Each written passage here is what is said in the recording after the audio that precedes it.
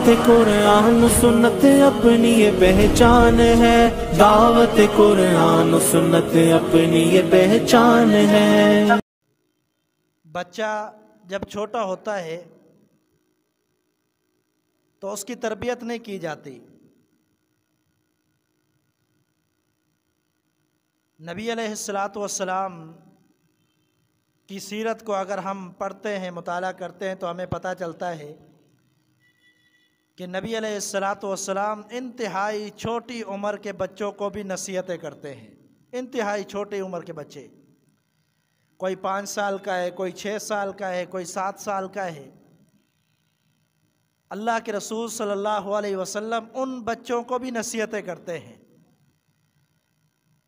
क्योंकि यहीं से बुनियाद बनती है। जब तरबियत अच्छी होगी तो मुआशरे के मामलात में, रहन सहन में, हर किस्म के मामले में आसानी होगी और मजबूती पैदा होगी जब बुनियाद बेहतर होगी। रसूलुल्लाह सल्लल्लाहु अलैहि वसल्लम का फरमान है, कुल्लु मौलूदिन यूलदु अलल फितरा, कि हर बच्चा फितरत पर पैदा होता है। फितरत इस्लाम है, जो उम्मत मोहम्मदी सल्लल्लाहु अलैहि वसल्लम में जो भी बच्चा पैदा होता है इस्लाम की फितरत पर पैदा होता है। फ़अबवाहु युहव्विदानिही औ युनज्जिसानिही, नबी अलैहिस्सलातु वस्सलाम ने फरमाया फिर उसके जो वालिदैन हैं या तो उसको यहूदी बना देते हैं, या तो नसरानी बना देते हैं, या तो मजूसी बना देते हैं, आग का पुजारी, लेकिन फितरत इस्लाम की होती है। तो अल्लाह के रसूल सल्लल्लाहु अलैहि वसल्लम ने इस बात पर बड़ा ज़ोर दिया है कि बच्चों की तरबियत कीजिए।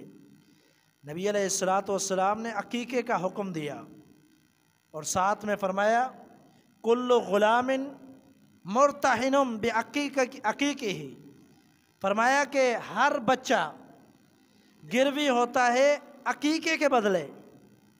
आज शिकवा शिकायत हम सुनते हैं, बहुत सारे साथी कहते हैं बच्चे हमारे बद अखलाक हैं, हमारी बात नहीं सुनते और एहतराम नहीं करते, अखलाक से पेश नहीं आते। वालिदैन के मुंह से हम ये शिकायतें सुनते हैं। क्यों?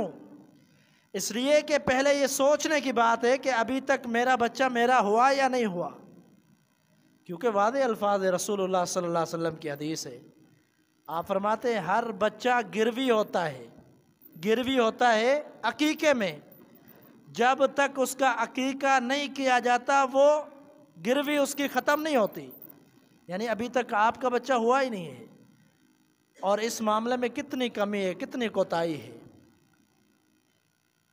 बड़ी हैरत की बात है, बहुत सारे पढ़े लिखे लोग भी देखते हैं, कोई जवानी में बच्चा जवान होकर ख़ुद अपना अकीक़ा कर रहा है, कोई शादी के बाद अपना अकीक़ा कर रहा है। वालिदैन को ये तौफीक नहीं होती कि इतना बड़ा जो नबी अलैहिस्सलातु वस्सलाम ने हमें एक फ़र्ज़ दिया है उसको अदा करें।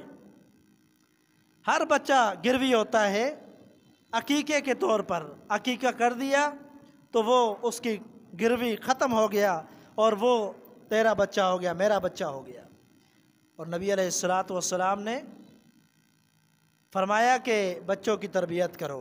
सैयदना अब्दुल्लाह बिन उमर रज़ियल्लाहु तआला अन्हु फरमाते हैं कि हम जा रहे हैं, देखा इब्ने सयाद को देखा कि वो अंसारी एक कबीले के अंदर बच्चों के साथ खेल रहा था। अभी बड़ा नहीं हुआ था, बालिग नहीं हुआ था, बच्चों के साथ खेल रहा था। नबी अलैहिस्सलातु वस्सलाम ने उससे एक सवाल किया। आपने फरमाया कि अतशहदु अन्नी रसूलुल्लाह, ए इब्ने सयाद क्या तू गवाही देता है कि मैं अल्लाह का रसूल हूँ?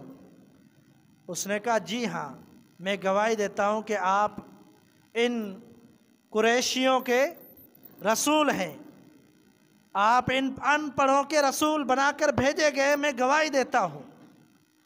ये उसके अल्फाज थे, यानी अभी सन्ने बुलूगत को नहीं पहुँचा, लेकिन नबी अलैहिस्सलातु वस्सलाम उसको दीन की दावत दे रहे हैं, इस्लाम की दावत दे रहे हैं। रसूलुल्लाह सल्लल्लाहु अलैहि वसल्लम ایک یہودی کی خبر گیری کے لیے جاتے ہیں۔ وہ نبی علیہ الصلوۃ والسلام کی خدمت کیا کرتا تھا، آپ صلی اللہ علیہ وسلم کی خدمت کرتا تھا، بیمار ہو گیا۔ آپ علیہ الصلوۃ والسلام اس کے پاس آئے عیادت کرنے کے لیے۔ آپ نے اس کی عیادت کی، طبیعت پوچھی، اور پھر آپ صلی اللہ علیہ وسلم نے وہاں پر بھی اس یہودی بچے کو دین کی دعوت دی۔ فرمایا کہ بچے کلمہ پڑھ لے، کلمہ پڑھ لے۔ اس بچے نے اپنے والد کی طرف دیکھا، والد بھی قریب ہی کھڑا تھا، کیونکہ بچے کی فطرت ہے، وہ جتنا اپنے والدین سے واقف ہوتا ہے وہ کسی اور سے اتنا واقف نہیں ہوتا۔ اپنے والد کو دیکھتا ہے اور پھر نبی علیہ الصلوۃ والسلام کی طرف دیکھتا ہے۔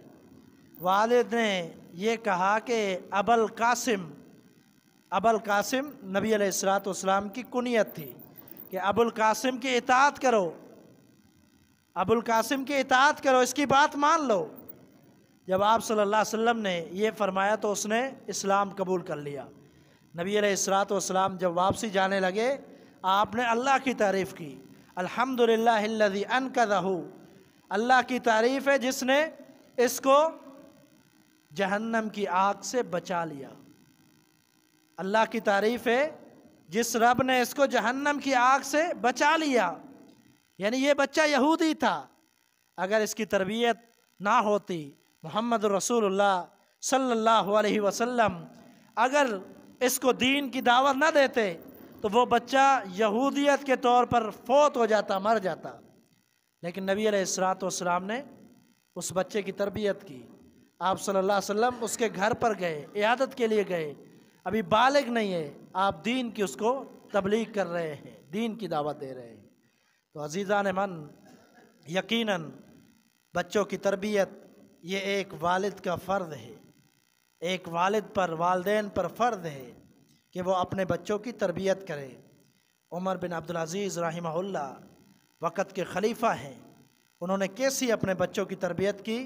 ایک چھوٹی سی مثال کہ ایک دفعہ بیت المال کے بہت زیادہ پھل فروٹ آئے جس میں بہت زیادہ سیب تھے، سیب پڑے ہوئے ہیں، بچہ ساتھ میں کھڑا ہوا ہے، چھوٹا سا بچہ ہے، 5-6 سال کا بچہ، اس کو کوئی سمجھ نہیں ہے۔ وہ والد جو ہے بوجھ اتار رہا ہے، لوگوں میں تقسیم کر رہا ہے وہ سیب۔ وہ چھوٹا بچہ اپنے ہی طور پر ایک اٹھاتا ہے، کھانے کی کوشش کرتا ہے۔ عمر بن عبدالعزیز رحمہ اللہ نے فوراً اس کے ہاتھ سے چھینا اور وہ نیچے رکھا اور ڈانٹ دیا۔ بچہ ہے 5-6 سال کا، لیکن وہ سیب بیت المال کے تھے، تمام مسلمانوں کا وہ ملکیت تھی۔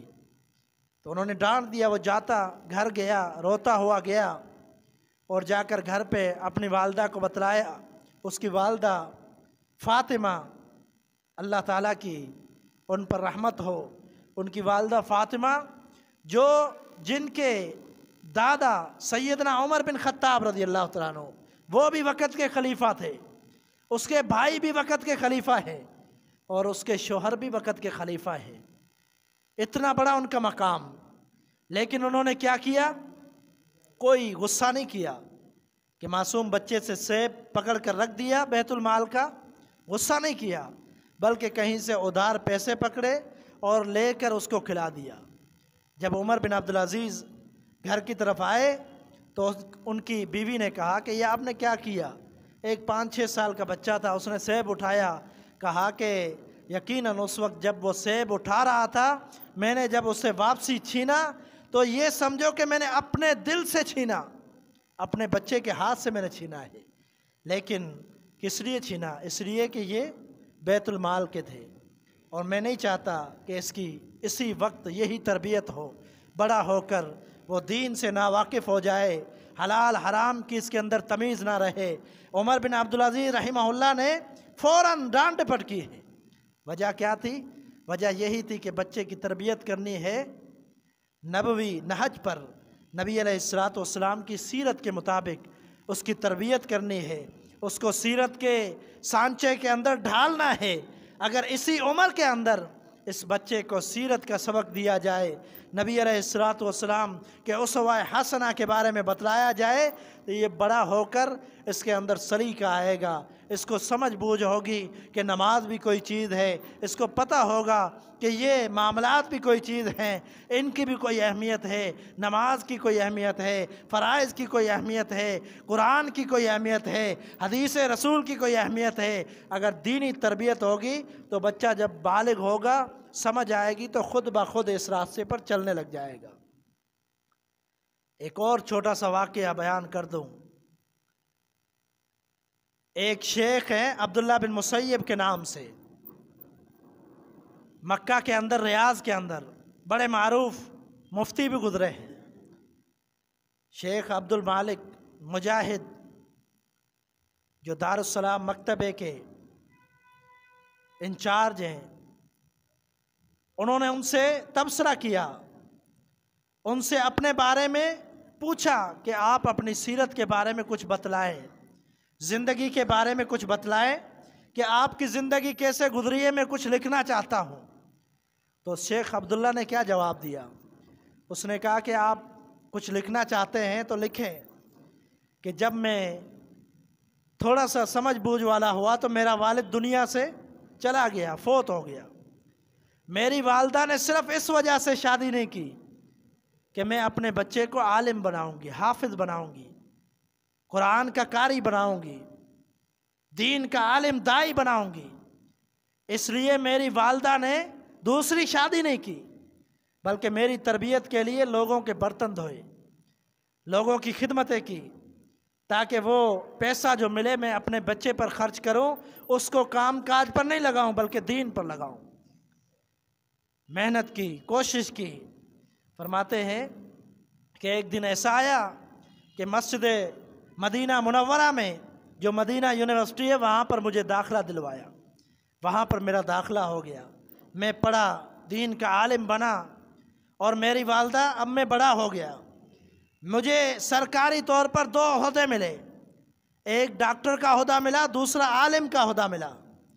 دونوں کی طرف سے میرے لیے وظیفے مقرر کیے گئے، حکومت کی طرف سے میرے لیے وظیفے مقرر کیے گئے، اور میں وہ دونوں سندیں لے کر گھر پہنچا، اور میں نے جا کر اپنی والدہ سے کہا کہ اماں جان آج کے بعد آپ کو کام نہیں کرنا پڑے گا، آج کے بعد آپ کام نہیں کریں گی بلکہ میں آپ کی خدمت کروں گا۔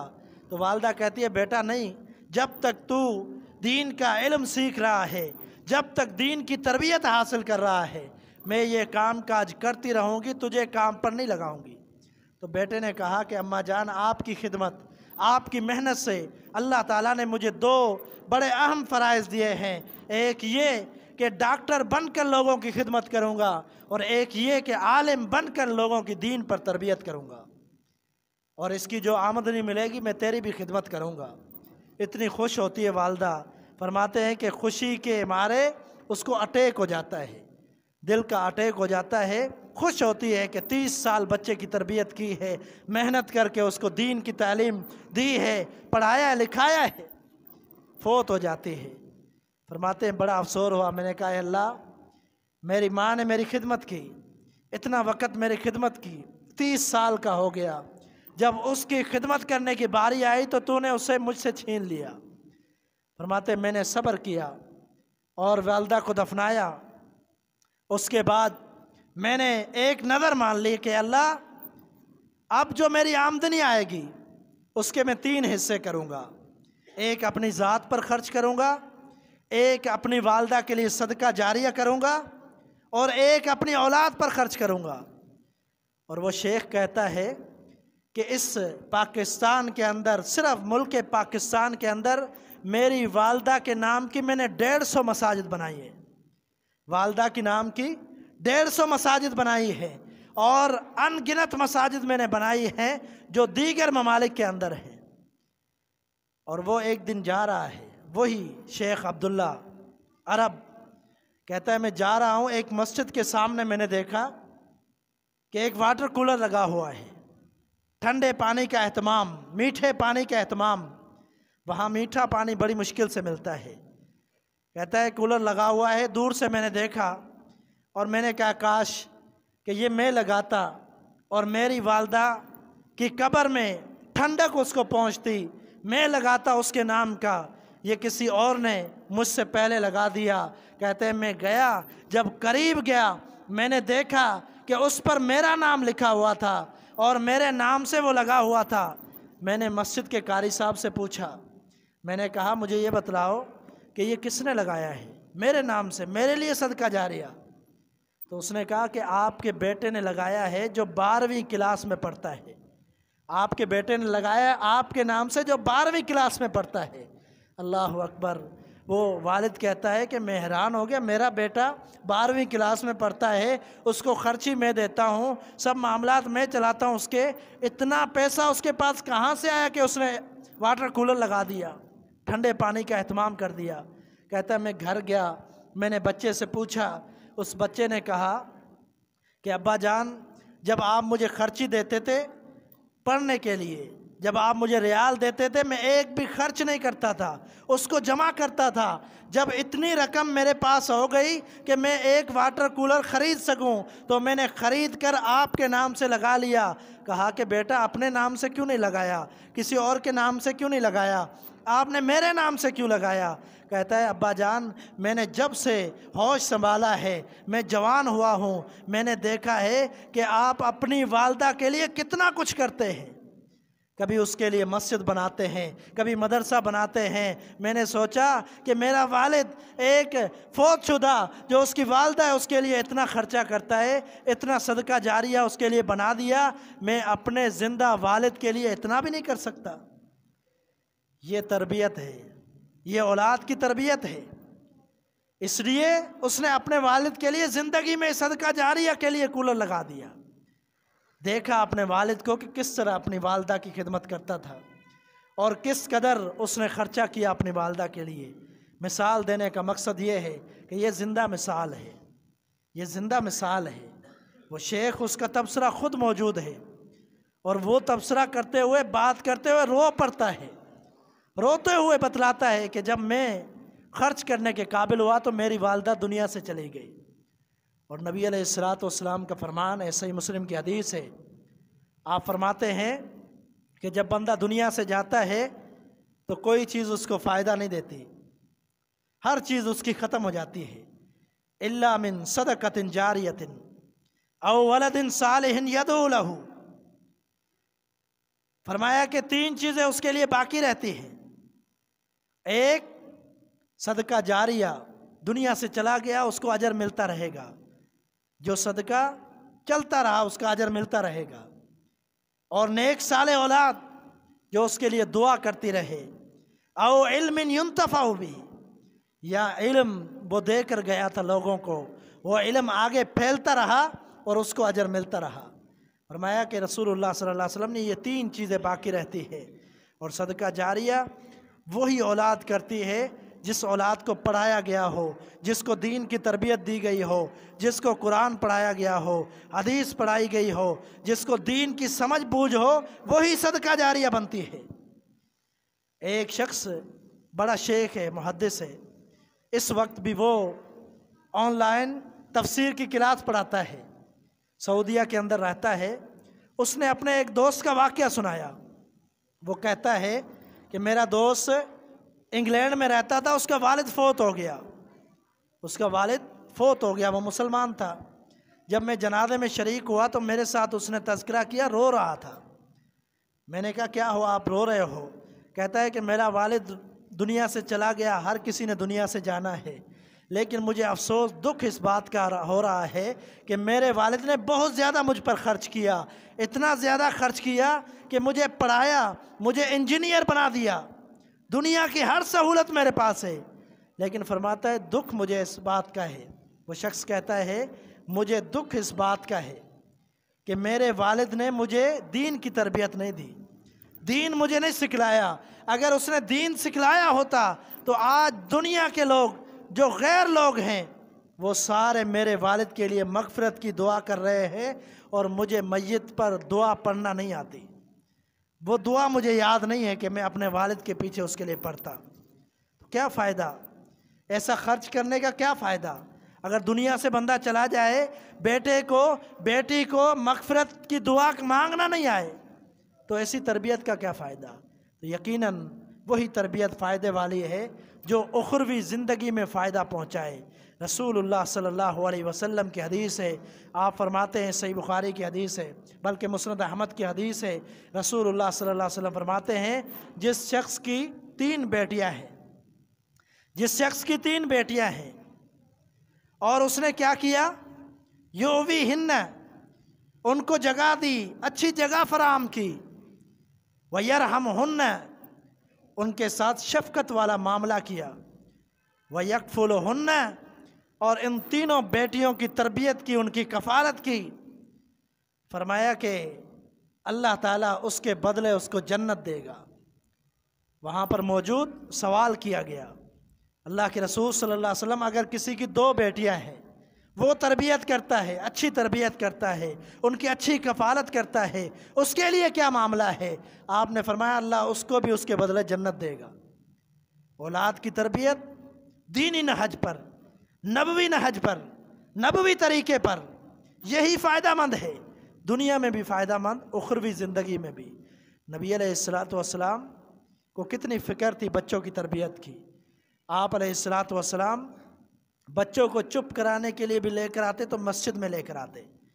سیدہ زینب رضی اللہ تعالی عنہا نبی علیہ السلام کی بیٹی ہے، ان کی بچی روتی ہے، امامہ بچی رو رہی ہے، نبی صلی اللہ علیہ وسلم اس کو خاموش کروا رہے ہیں، آپ صلی اللہ علیہ وسلم نے ان کو اٹھایا ہوا ہے، وہ چپ نہیں ہو رہی، تو نبی علیہ السلام نے فرمایا نماز کا ٹائم ہو گیا، میں بچی کو لے جاتا ہوں مسجد میں، وہاں چپ کر لے گی۔ آپ صلی اللہ علیہ وسلم اپنے ہاتھوں میں، مبارک ہاتھوں میں اس بچی کو لے کر آئے ہیں، اور آپ صلی اللہ علیہ وسلم نماز پڑھا رہے ہیں، جب سجدہ کرتے ہیں اس بچی کو ساتھ بٹھاتے ہیں، جب سجدے سے فارغ ہوتے ہیں پھر اٹھا لیتے ہیں۔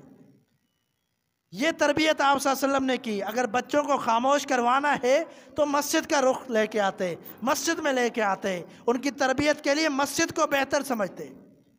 سیدنا حسنین رضی اللہ عنہما، دونوں بھائی حسن حسین دونوں مسجد میں کھیلا کرتے تھے، نبی علیہ السلام مسجد میں لے کر آیا کرتے تھے، اور جب بھی آپ صلی اللہ علیہ وسلم کو ڈھونڈنے کے لیے کسی جگہ میں جاتے تو مسجد کی طرف جاتے، ان کو پتہ ہوتا کہ ہمارے نانا وہیں پر ہوں گے، تو حسنین رضی اللہ عنہما وہ بھی مسجد کی طرف آتے، نبی علیہ السلام سے ملنے کے لیے، آپ کو دیکھنے کے لیے، آپ کے دیدار کے لیے فوراً مسجد کی طرف بھاگتے۔ یہ تربیت تھی، نبی علیہ السلام نے اسی طریقے پر تربیت کی ہے۔ ام سلمہ رضی اللہ تعالی عنہا جب اللہ کے رسول صلی اللہ علیہ وسلم کی بیوی بنتی ہیں، اس نے پہلے ہی بتلا دیا تھا، اللہ کے رسول صلی اللہ علیہ وسلم میرے 2 معاملات ہیں، آپ نے مجھے خط بھیجا ہے، صحیح مسلم کی روایت ہے، پیغام بھیجا ہے نکاح کا، لیکن میرے 2 معاملات ہیں، ایک معاملہ یہ ہے کہ میں بچوں والی ہوں، یعنی مقصد یہ تھا کہ میرے بچے بھی سنبھالنے پڑیں گے۔ نبی علیہ السلام نے فرمایا ام سلمہ جب آپ میری بیوی بنیں گی تو بچے بھی میرے بن جائیں گے۔ پھر دوسری شکایت کرتی ہے اللہ کے رسول صلی اللہ علیہ وسلم میں بڑی غصے والی عورت ہوں، کہیں ایسا نہ ہو آپ کی غصاخی ہو جائے، مجھ سے غصہ ہو جائے۔ نبی علیہ السلام نے فرمایا میں اللہ سے دعا کروں گا، اللہ تعالیٰ آپ کے اندر نرمی والی خصلت ڈال دے گا، غصہ ختم ہو جائے گا۔ پھر آپ صلی اللہ علیہ وسلم نے نکاح کر لیا، ان کا بیٹا تھا عمر بن ابی سلمہ، وہ نبی صلی اللہ علیہ وسلم کی کفالت میں تھا، نبی صلی اللہ علیہ وسلم ان کی کفالت کیا کرتے تھے۔ وہ خود فرماتا ہے ایک دن کیا ہوا، میں نبی صلی اللہ علیہ وسلم کے ساتھ کھانا کھا رہا تھا اور میرے ہاتھ تتیش فی الصفحاتی، پلیٹ کے پورے اندر گھوم رہے تھے، کبھی ادھر سے میں نے پکڑ لیا کھانا، کبھی ادھر سے۔ نبی علیہ السلام نے فرمایا یا غلام، خود بتلاتے ہیں کہ نبی صلی اللہ علیہ وسلم نے فرمایا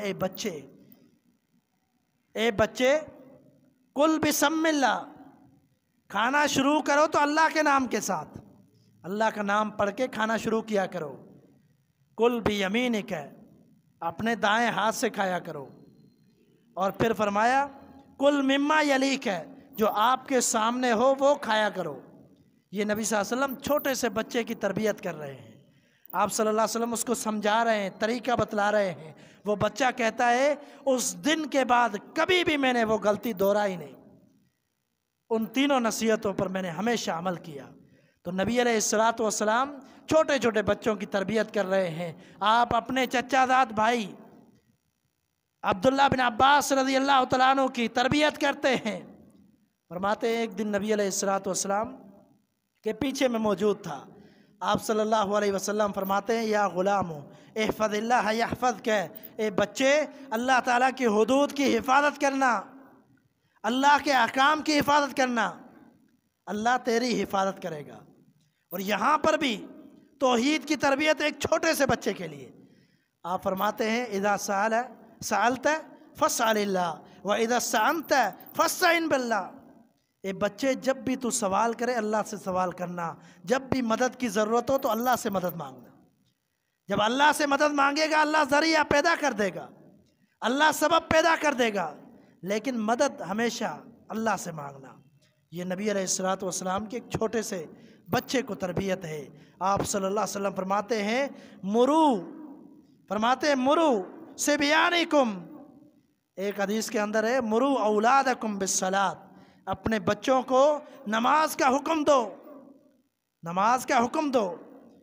پھر فرمایا کہ جب 7 سنین، جب 7 سال کے ہو جائے نماز کا حکم دو، 10 سال کے ہو جائے ان پر سختی کرو، ان کو مارو نماز کے لیے۔ فرمایا کہ 10 سال کے ہو جائیں تو یہ یاد رکھنا ان کے بستروں میں بھی جدائیگی ڈال دو۔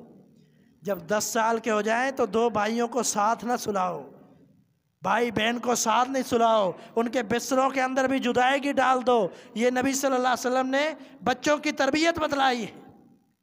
آپ صلی اللہ علیہ وسلم نے یہ ہر طریقے کی، ہر معاملے میں، عقیدے میں، عمل میں، معاشرتی معاملات میں، ہر معاملے میں نبی صلی اللہ علیہ وسلم نے خود بھی بچوں کی تربیت کی ہے، اور آپ صلی اللہ علیہ وسلم نے حکم دیا ہے کہ بچوں کی تربیت کرو۔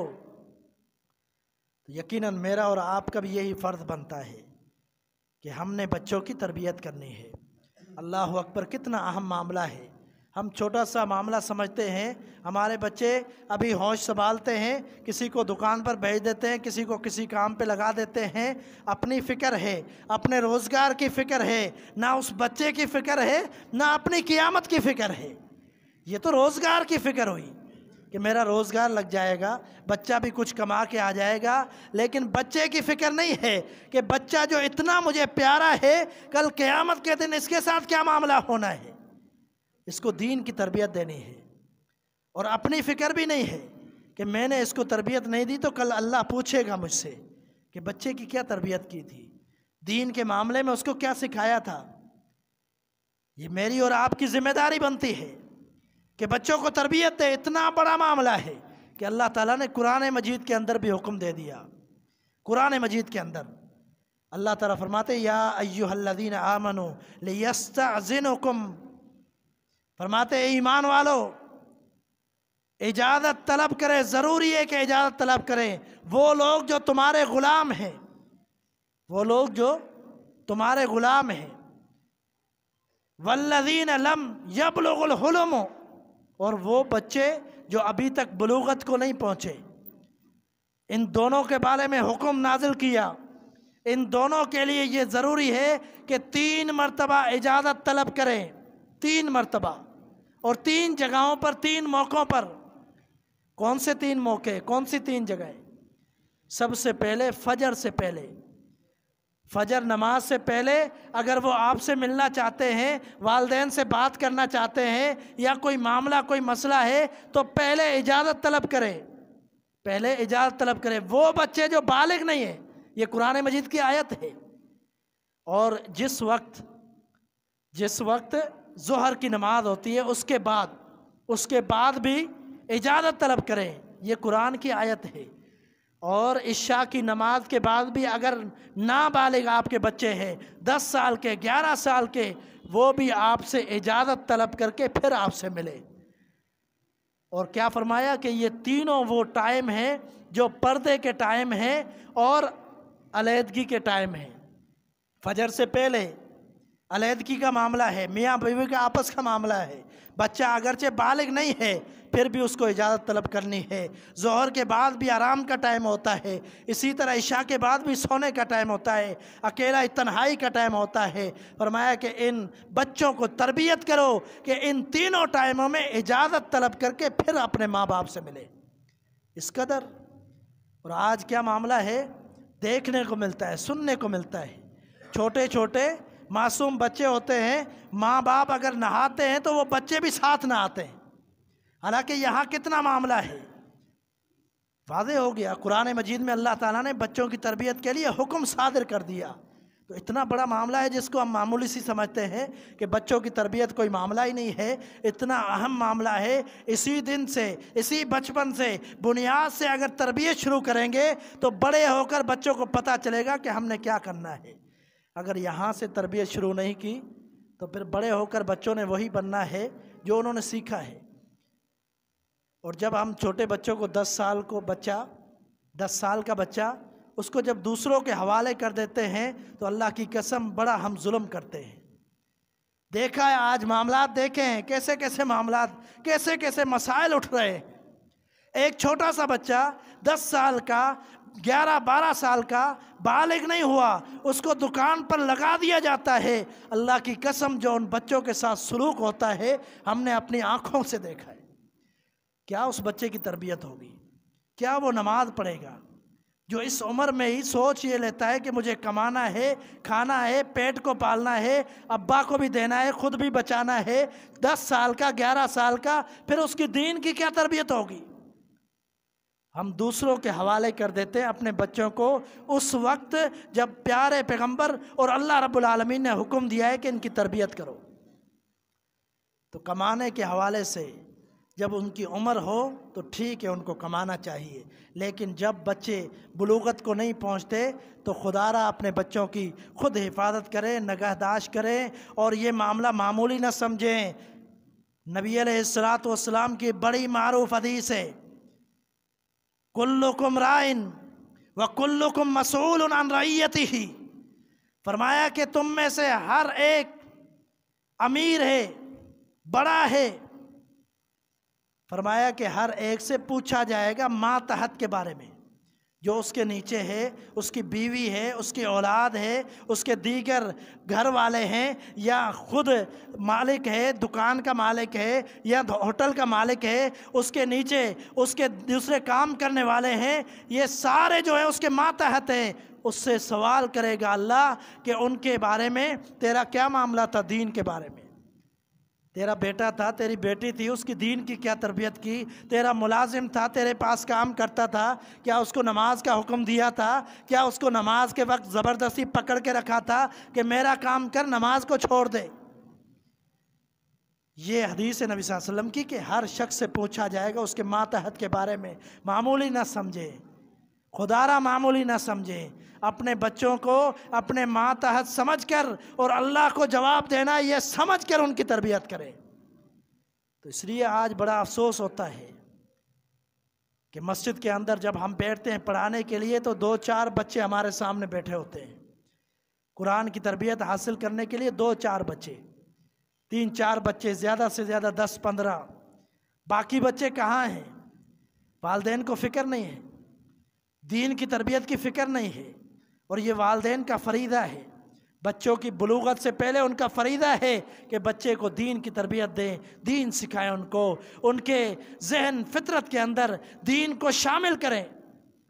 جب بچہ بڑا ہوتا ہے پھر وہ اپنی سمجھ کا، اپنی سوچ کا کام کرتا ہے، وہ بالغ ہو جاتا ہے، لیکن جب تک بچپن میں ہے تو ہمیں ضروری ہے کہ ہم بچوں کی تربیت کریں، ان کو سکھائیں، قرآن سکھائیں، قرآن پڑھائیں، حدیث کا معاملہ ہے حدیث سکھلائیں، قرآن کا ترجمہ پڑھائیں، ان کی تربیت کریں، زیادہ سے زیادہ ان پر پابندی ڈالیں کہ اب فارغ ہیں، چھٹیاں ہیں اسکول کی، تو مسجد کے اندر زیادہ ٹائم گزاریں، مسجد کے اندر زیادہ ان کو قرآن کی تربیت دیں۔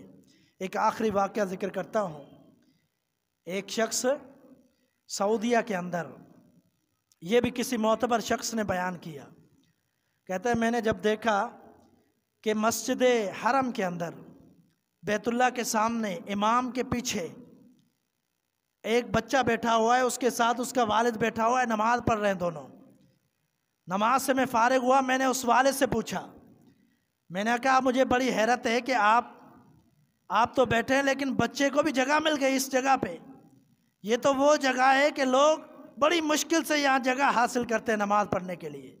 امام کے پیچھے لاکھوں کی تعداد میں، ہزاروں کی تعداد میں لوگ ہوتے ہیں وہاں پہ، پہلی صف میں، وہ بھی امام کے پیچھے، کیسے جگہ مل جاتی ہے آپ کو؟